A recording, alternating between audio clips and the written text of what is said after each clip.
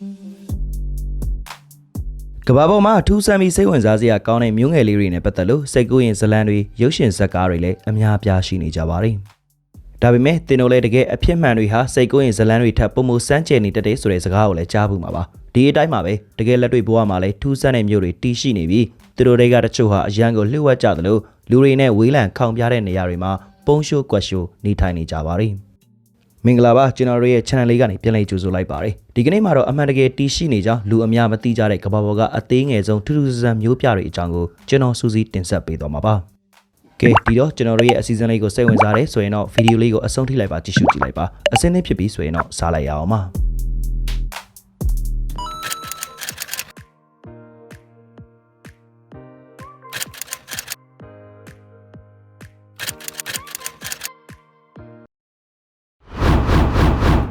ါလောင်းဖ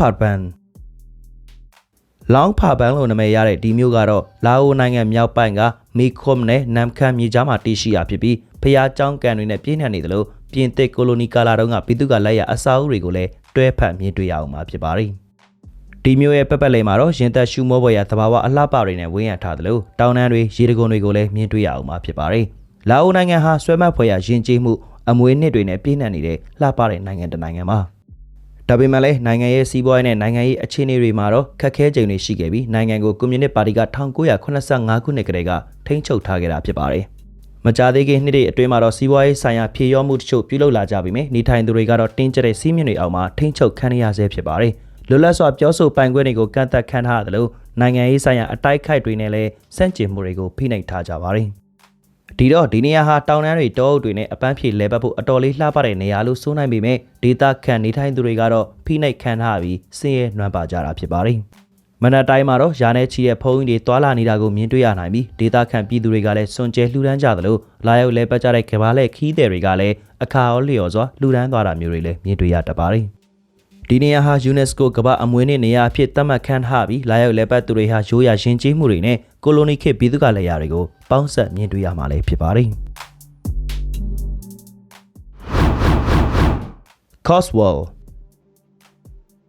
United Kingdom က Cotswold ကတော့မြို့ငယ်လေးတစ်ခုမဟုတ်ပဲအင်္ဂလန်နိုင်ငံတောင်ပိုင်းရဲ့ဒေသတစ်ခုလုံးကမြို့တွေနဲ့ရွာတွေစုပေါင်းထားတာဖြစ်ပါတယ်။ဒီနေရာတစ်ခုလုံးဟာသူတို့ရဲ့ကြောက်တုံးအဆောက်အုံတွေကြောင့်ကြောကြသလိုအင်္ဂလန်ကျေးလက်ဒေသရဲ့တမှုထူးခြားမှုတွေကိုလည်းမြင်တွေ့ခန်းစားအောင်မှာဖြစ်ပါတယ်။အဲဒီကအဆောက်အဦတွေကိုဝါချင်းချင်းအယောင်ရှိတဲ့ထုံးကျောက်တွေနဲ့တိစောက်ထားတာဖြစ်ပြီးအဲဒီထုံးကျောက်တွေဟာကဘာဦးခေတ်ကလေးကတည်ရှိလာခဲ့သလိုလူနေအိမ်တွေဖျားကျောက်နေတဲ့ Cotswold ကတခြားသောအဆောက်အဦတွေဆောက်လုပ်ရာမှာရာစုနှစ်ပေါင်းများစွာအသုံးပြုလာခဲ့တာလည်းဖြစ်ပါတယ်။ဒါကြောင့်လည်းအဆောက်အဦတွေဟာအရန်ကိုလှပပြီးသူ့ရဲ့ပတ်ဝန်းကျင်ရှုခင်းနဲ့လိုက်ဖက်ညီးနေတာဖြစ်ပါတယ်။ဒါကြောင့်လည်း Cotswold ကိုတဘာဝအလှတွေနဲ့ထူးထူးခြားတဲ့နေရာတစ်ခုအဖြစ်သတ်မှတ်ထားကြတာပါ။ Cotswold မျိုးကိုဒီပုံစံအတိုင်းဆက်လက်တည်ရှိဖို့အတွက်အကုန်ကြခံထိန်းသိမ်းထားကြပြီးဒါကအဲ့ဒီနေရာကိုဈေးနှုန်းကြီးမြင့်စေခဲ့ပြီးနေကျင်စရာကောင်းလာတဲ့နေရာတစ်ခုအဖြစ်တည်ရှိစေခဲ့ပါတယ်။အဲ့ဒီအပြင် David နဲ့ Victoria Beckham တို့လည်းပဲဒီနေရာကသူတို့ရဲ့အိမ်ခန်းကိုးခန်းပါကျေးလက်အိမ်မှာလာရောက်နေထိုင်ကြသေးတယ်လို့လည်းသိရပါတယ်။တရုတ်နိုင်ငံက Hillstead မြို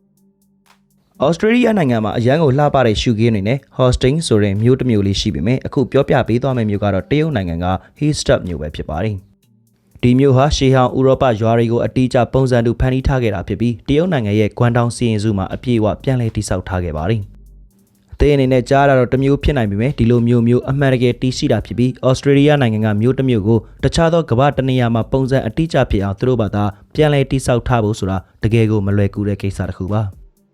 ဒါပေမဲ့အဲ့ဒီနိုင်ငံကလည်းတရုတ်နိုင်ငံဖြစ်နေပြန်တာကြောင့်သူတို့အနေနဲ့ဒီလိုအလေးထားမျိုးရှိခဲ့တာဟာပုံမှန်လိုတောင်ဖြစ်နေပြီလို့ဆိုရမလို့ပါတရုတ်နိုင်ငံကပြည်သူကပညာရှင်တွေနဲ့မျိုးပြစီမံကိန်းအဖွဲ့ဝင်တွေဟာမတူညီတဲ့ကမ္ဘာအနှံ့အပြားကစိတ်ဝင်စားစရာကောင်းတဲ့ထူးထူးခြားခြားအစာအုပ်တွေကိုနိုင်ငံတော်မှာပြန်လည်ဖန်တီးတည်ဆောက်ပါတယ်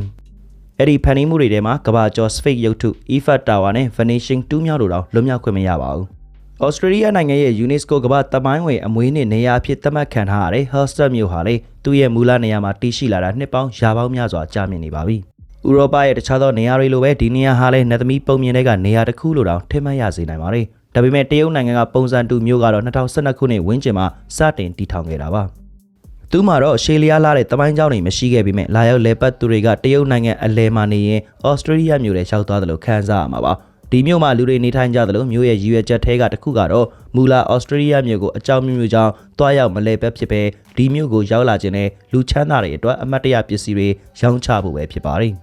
ကဲဒီတော့တင်းတို့ရောဒီမြို့ကိုဘယ်လိုမျိုးထင်လဲဗျတင်းဆိုရင်ကောကဘာဘောကဘယ်လိုနာမည်ကျော်နေရာမျိုးတွေကိုပြန်လဲပြီးမြို့တိဆောက်ခြင်းတယ်လဲဆိုတာ comment မှာပါဝင်ဆွေးနွေးပြသွားလိုက်ပါကဲဆက်လက်ပြီးအခုတင်မြင်တွေ့နေရတဲ့ရွာငယ်လေးကတော့တရုတ်နိုင်ငံရဲ့နောက်ဆုံးရှိတဲ့ရှေးဟောင်းလူမျိုးစုတစုနေထိုင်ရာနေရာလေးဖြစ်ပါတယ်ဒီနေရာကိုကမ္ဘာအထူးဆန်းဆုံးမျိုးငယ်လေးတွေကတမျိုးအပါဝင်အဖြစ်သတ်မှတ်ထားကြပြီးသူတို့ရဲ့အများစုကတော့မြန်မာနိုင်ငံထဲမှာအခြေချနေထိုင်ကြတာပါသူတို့ဟာသူတို့ရဲ့ကံကြမ္မာကိုယုံကြည်ကိုးကွယ်သူတွေဖြစ်တာကြောင့်ခရစ်ယာန်ဘာသာရောဗုဒ္ဓဘာသာနဲ့ပါကွဲထွက်နေပါတယ်အရာတွေအပြင်သူတို့ရဲ့ကိုယ်ပိုင်တည်တံ့ဘာသာစကားလည်းရှိပြီးဒီထူးခြားတဲ့ရွာငယ်လေးမှာအမြဲတစေတည်တံ့နေထိုင်ကြတာမျိုးမဟုတ်ဘဲလူအနည်းစုလောက်သာနေထိုင်နေကြတာဖြစ်ပါတယ်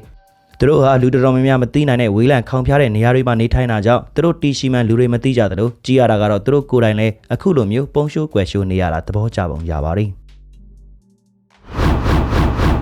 အထီးကျန်ကျွန်းကဲကြည့်ရှုနေတဲ့တင်တို့လည်းလူတွေအစမတန်ရှုပ်ထွေးထူထပ်တဲ့ကဘာပေါ်ကနေရာတော်များများကိုမြင်တွေ့ပူမှာပါဒါပေမဲ့အခုပြောပြမယ့်နေရာကတော့အဲ့ဒီနေရာတွေအားလုံးဟာလူအရှုပ်ထွေးဆုံးအထူးထပ်ဆုံးနေရာတစ်ခုမှမဟုတ်ကြောင်းသက်သေပြသွားမှသိကြပါရစေဒီနေရာဟာမြေအနှဲငယ်လောက်ကအစအလေးလွဲမဖြစ်အောင်စနစ်တကျသုံးဆွဲနေတာဖြစ်ပြီးလူပေါင်း600နေထိုင်တဲ့အဲ့ဒီကျွန်းအတူဟာဧက2ဧကခွဲသာကျယ်ဝန်းတာဖြစ်ပါတယ်ဒီနေရာကိုတငါသည်တွေကတီထောင်ရင်အခြေတကျနေထိုင်ခဲ့တာဖြစ်ပြီးအဲ့ဒီနောက်မှာလူဦးရေတစားတိုးဝါလာခဲ့သလိုသူတို့ရဲ့အဆိုအရကျွန်းသားတွေအားလုံးဟာဆွေမျိုးနီးစပ်တော်ဆက်သူတွေဖြစ်ပြီးမတူညီတဲ့မျိုးနွယ်အမည်6ခုသာရှိကြပါတယ်အင်ဂျီ100ကျော်ရှိပြီးဒီနေရာမှာနောက်ထပ်အစာအုပ်ထပ်မံတိစောက်ဖို့နေရာလို့တလက်မှတော့မရှိတော့သလိုနေအိမ်တွေကလည်းတအိမ်နဲ့တအိမ်အတော်လေးနီးကပ်ကြပါတယ်များသောအားဖြင့်တအိမ်ကိုလူ10ယောက်လောက်အနည်းဆုံးနေထိုင်ကြတာဖြစ်ပါတယ်ဒီကျွန်းမှာငယ်ရွယ်သူပေါများလှသလိုကျွန်းသားဦးရေစုစုပေါင်းရဲ့65ရာခိုင်နှုန်းလောက်ဟာအသက်18နှစ်အောက်တွေသာဖြစ်ပါတယ်အန်ဩစရာတစ်ခုကတော့ဒီနေရာမှာရာဇဝတ်မှုကျူးလွန်တယ်ဆိုတာမရှိသလိုသူတို့ချင်းကလည်းအားလုံးတိကျွမ်းသူတွေပါအဲ့ဒီအပြင်ကျွန်းပေါ်မှာလမ်းမကြီးတွေမရှိတဲ့အပြင်ကားတွေဆိုင်ကယ်တွေစတဲ့ယာဉ်တွေပါမရှိပဲဒီကျွန်းပေါ်ကသူတွေကဘဝကိုအယိုးရှင်ဆုံးဖျက်ဆီးနေထိုင်ကြတယ်လို့တောင်ဆိုနိုင်ပါတယ်Geathon ကဲတင်ခုမြင်တွေ့နေရတဲ့အရန်လှပတဲ့နေရာကတော့နယ်သာလန်နိုင်ငံက Geathon ရွာပဲဖြစ်ပါတယ်ဒီနေရာကို Dutch လူမျိုးတို့ရဲ့ Venus မျိုးလို့တောင်ဖော်ညွှန်းတတ်ကြပြီးအဲ့ဒီရွာကိုရေတွေကဝိုင်းပတ်ထားတာဖြစ်ပါတယ်နယ်သာလန်နိုင်ငံဟာတူးမြောက်နေတဲ့ပြင်းထန်နေတဲ့နိုင်ငံတစ်ခုဖြစ်တာကြောင့်အခုလိုရည်ညွှန်းတာကလည်းတင့်တော်တယ်လို့ဆိုနိုင်တယ်လို့ဒီနေရာဟာကမ္ဘာလေခီးသည်တွေအစွဲဆောင်ဆုံးနေရာတစ်ခုလည်းဖြစ်ပါတယ်